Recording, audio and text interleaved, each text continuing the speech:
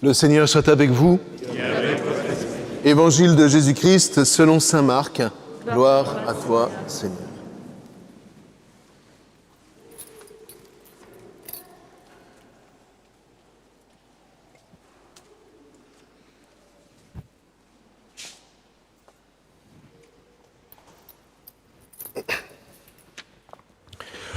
En ce temps-là, aussitôt sortis de la synagogue de Capharnaüm, Jésus et ses disciples allèrent avec Jacques et Jean dans la maison de Simon et de André. Or, la belle-mère de Simon était au lit, elle avait de la fièvre. Aussitôt, on parla à Jésus de la malade. Jésus s'approcha, la saisit par la main, il la fit lever, la fièvre la quitta et elle les servait. Le soir venu, après le coucher du soleil, on lui amenait tous ceux qui étaient atteints d'un mal ou possédés par des démons. La ville entière se pressait à la porte et il guérit beaucoup de gens atteints de toutes sortes de maladies et il expulsa beaucoup de démons. Il empêchait les démons de parler parce qu'ils savaient, eux, qui il était. Le lendemain, Jésus se leva, bien avant l'aube. Il sortit. Et il se rendit dans un endroit désert. Et là, il priait.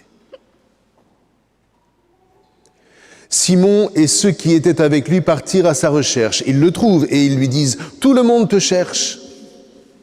Jésus leur dit « Allons ailleurs, dans les villages voisins, afin que là aussi je proclame l'Évangile, car c'est pour cela que je suis sorti. » Et il parcourut toute la Galilée, proclamant l'Évangile dans leur synagogue et expulsant les démons.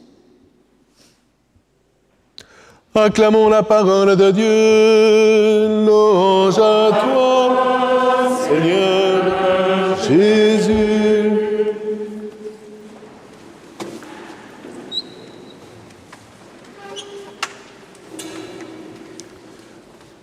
Alors, quel est le lien entre le livre de Job, la lettre de saint Paul et l'Évangile ? Bien, déjà, je pense que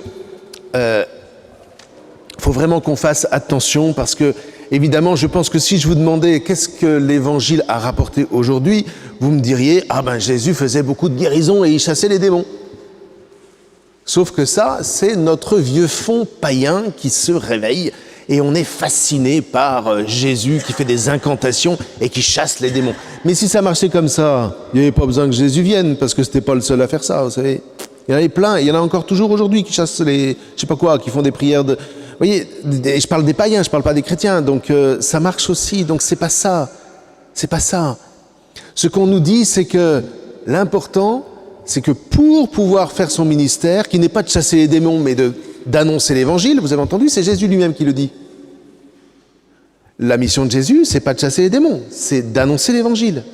Et parce qu'il annonce l'Évangile, parce qu'il a fait apprendre par cœur ses enseignements à ceux qui l'écoutent, les démons, taillot. Vous voyez ? Faut pas mettre d'un côté des prières d'exorcisme et puis de l'autre un travail pieux qui consisterait à méditer la parole. Hein. Ça va ensemble et ça va surtout, la parole est première. Plus tu étudieras la parole, plus tu la prendras dans ton cœur, plus tu la garderas, moins tu seras attaqué par les démons. Ça c'est clair. Donc effectivement, face à Jésus et à sa parole, les démons, ils se taillent. Comment se fait-il qu'aujourd'hui encore, alors que ça fait 2500 ans, voire 3000 ans qu'on nous répète la même musique, on soit toujours aussi rétif à ce process ? C'est quand même assez étonnant, vous ne trouvez pas ? Mais je parle pour vous, je parle pour moi. Hein.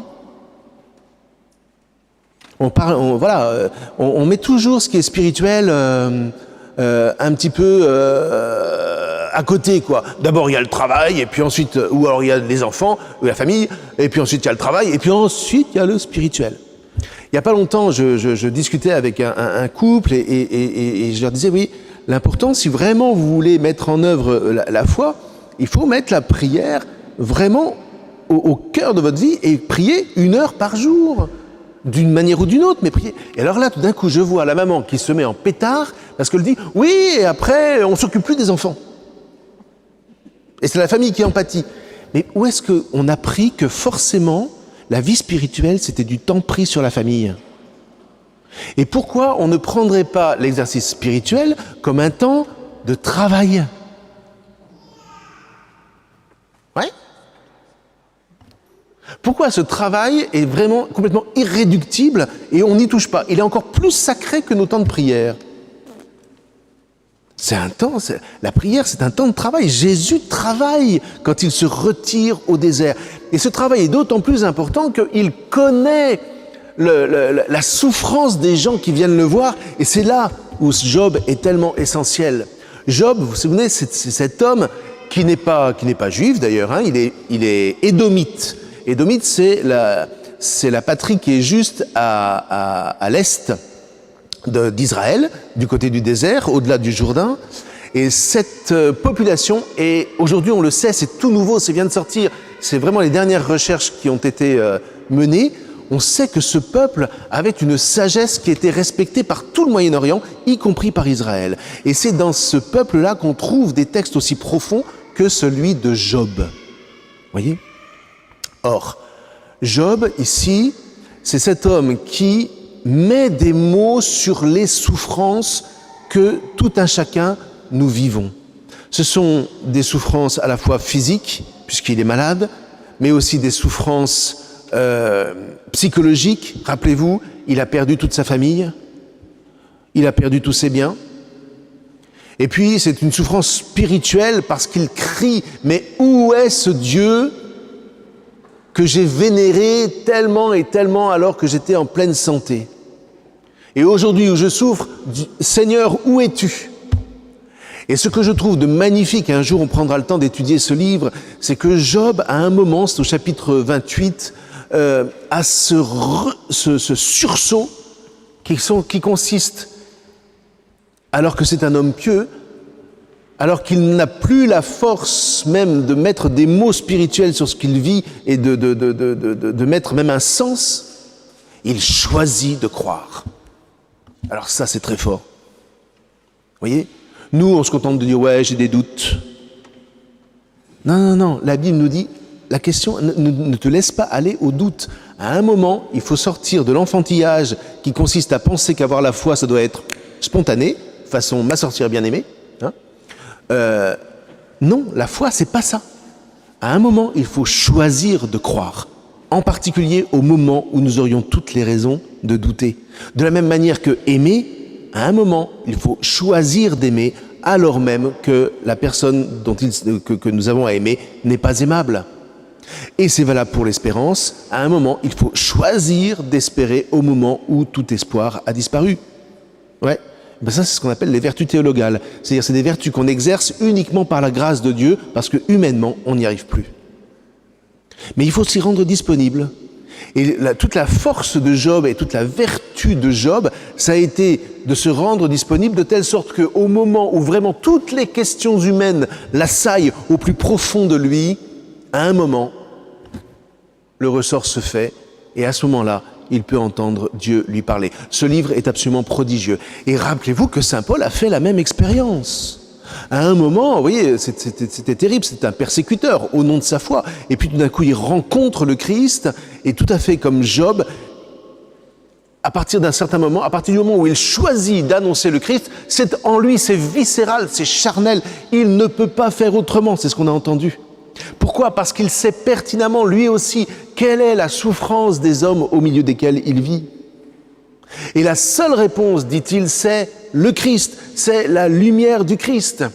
C'est l'évangile qui consiste à dire, à enseigner et à faire apprendre que le Christ ressuscité a déposé sa lumière dans le monde du Sheol, a déposé sa lumière dans la mort, de sorte que maintenant la mort n'a plus aucun pouvoir pour tous ceux qui s'attachent au Christ, pour tous ceux qui sont habités par cette lumière-là. Voilà la bonne nouvelle. Et cette lumière, elle agit aujourd'hui, dès aujourd'hui, c'est-à-dire dans toutes les situations de mort que tu rencontres, dans toutes les impasses, dans tout ce qui peut te faire te prostrer sur toi-même. Au moment même où spontanément tu te refermes et tu as envie de rentrer dans ta coquille, la lumière qui est en toi te fait choisir de t'ouvrir. Waouh! Vous vous rendez compte de la puissance de la grâce? Mais ça ne nous dispense pas d'y mettre notre volonté. Et attention à cette idéologie qui voudrait que, normalement, tout doit être spontané. Non, non, il y a le concours et de Dieu qui donne sa grâce, et le mien qui choisit d'aimer, d'espérer et d'avoir la foi. Et sachons que pour cela, Jésus a prié son Père. Alors ça ne veut pas dire qu'il est allé en oraison. Hein. À l'époque, on n'est pas dans l'époque du Carmel où on fait oraison en silence. Non, à l'époque, Jésus prie en répétant les psaumes. Il les connaît par cœur. Et voilà ce que veut dire prier. C'est on répète les psaumes, on les dit et on les redit. Et il redit son enseignement et il médite son enseignement. Il l'offre au Père. Voilà la prière. De sorte qu'au moment où nous ne serons décidément plus aimables sur la croix, Jésus le premier choisisse d'aimer, choisisse d'espérer et choisisse la foi. Ouais. Et dans la mesure où 3 jours après sa mort, il ressuscite, nous savons que si la mort ne l'a pas gardé, c'est qu'il n'avait pas de péché en lui, donc son enseignement est véridique. S'il n'a pas de péché en lui, comme Dieu seul n'a pas de péché, c'est qu'il était Dieu. Donc, frères et sœurs, nous avons été visités par Dieu, Christ est ressuscité. Amen. Alléluia.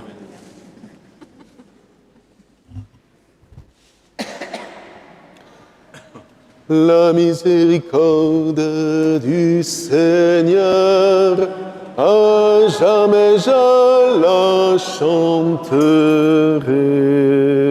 La miséricorde du Seigneur.